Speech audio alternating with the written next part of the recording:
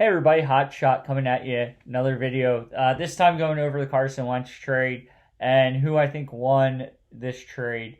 So, Philadelphia Eagles give up Carson Wentz, their second overall pick in the 2016 NFL Draft, for the 85th overall pick in this year's draft and a conditional second round pick. I think the Colts come out better in this trade.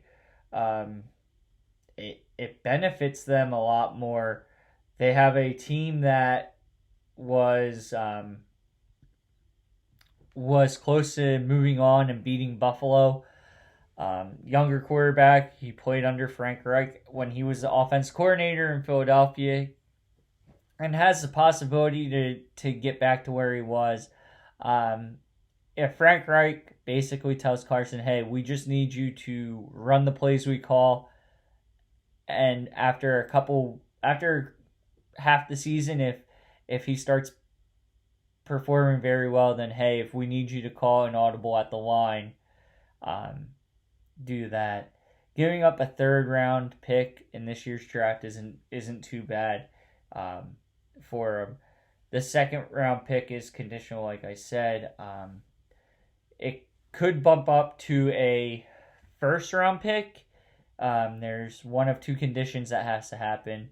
If Carson Wentz plays 75% of the snaps in 2021, it becomes a first round pick. If he plays 70% of the snaps and the Colts get into the playoffs, it's a first round pick.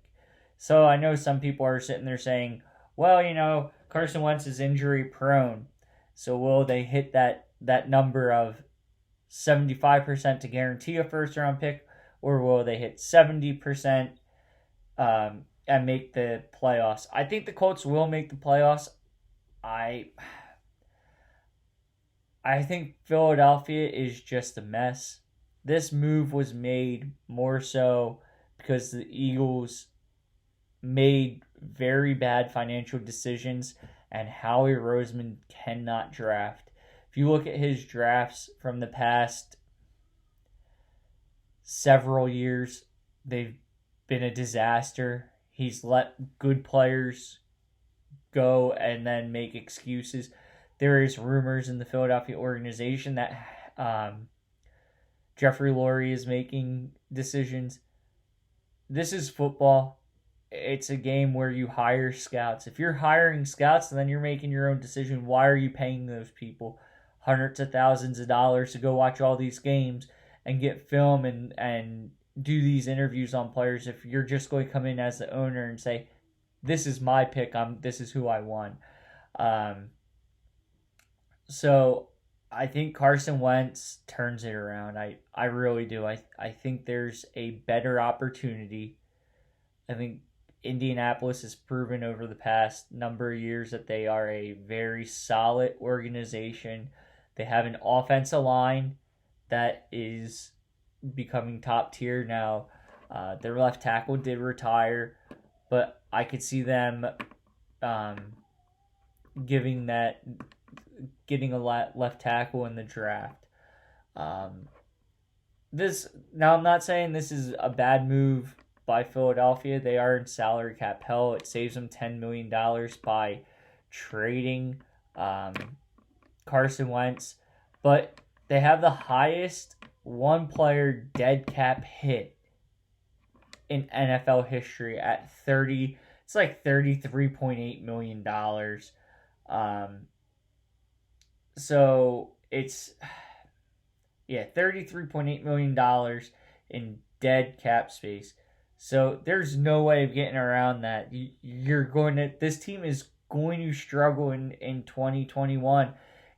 They've got 9 projected picks. They have to hit on every single one of these picks, and I don't see it happening. I don't have faith in Howie Roseman to do the right thing. And if you're a Philadelphia Eagles fan, you better get used to this for about 4 or 5 years. Howie Roseman's not going anywhere. I don't know what he has over Jeffrey Lurie.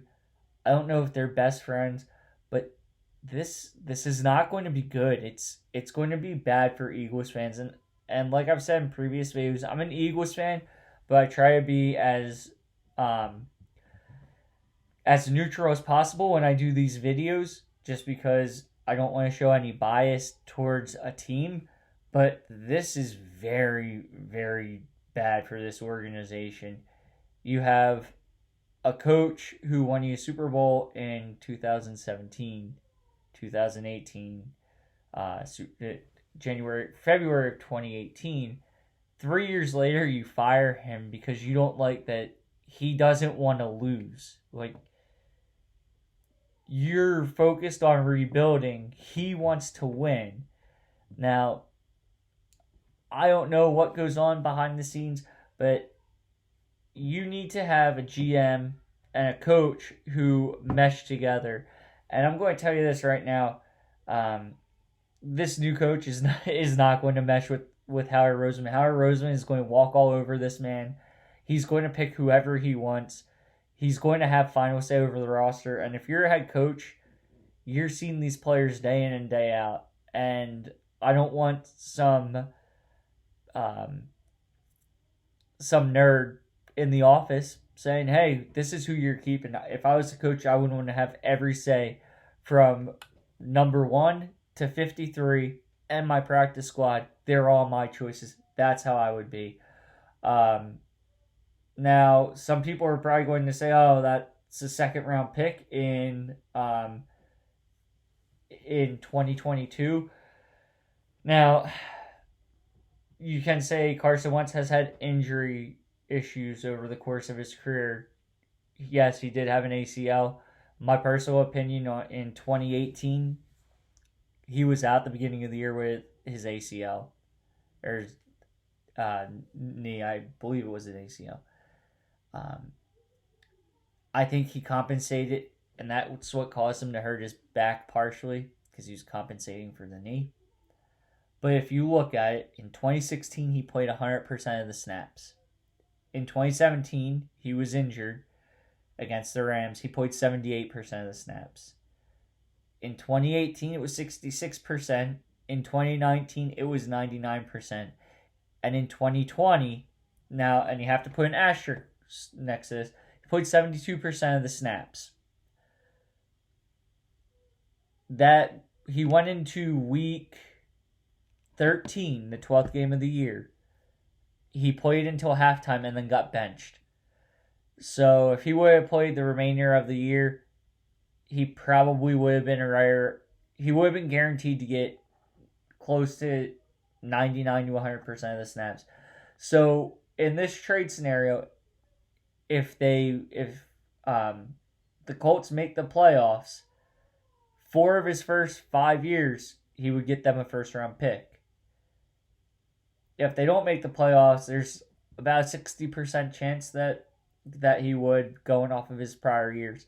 But if you take 2020 and figure he makes it through the season relatively healthy, I think he gets it. But like I said, this is now going to be it's going to be a mess for Philadelphia. If you're an Eagles fan, get used to it for about 4 or 5 years. If you're a Colts fan, I think you have something here. I think if you make it so that he doesn't have to win you games, he just has to play smart. And if he has a quarterback coach, an offense coordinator, and head coach that all keep him focused on what he needs, I think he'll be fine. I think this is a piece of humble pie for him, being traded away from Philly. I liked him. I thought he was a good player. He did take chances. He did extend plays more than he should have, but I liked him as a player. I hate to see him go. I hope he does great things in Indianapolis. This will, for Philadelphia fans, will turn into a why did we get rid of him? I think he'll turn the corner, get back to where he was, and I think he'll have a solid career in Indianapolis. I like giving predictions. I'm going to say this. If he plays all 16 games, I bet you they go 12-4. He probably has about 38 to 4,200 passing yards and about 37 touchdowns, probably about 12 interceptions. Let me know what you think. Leave a comment, like, subscribe, and have a good one. I'll talk to you soon.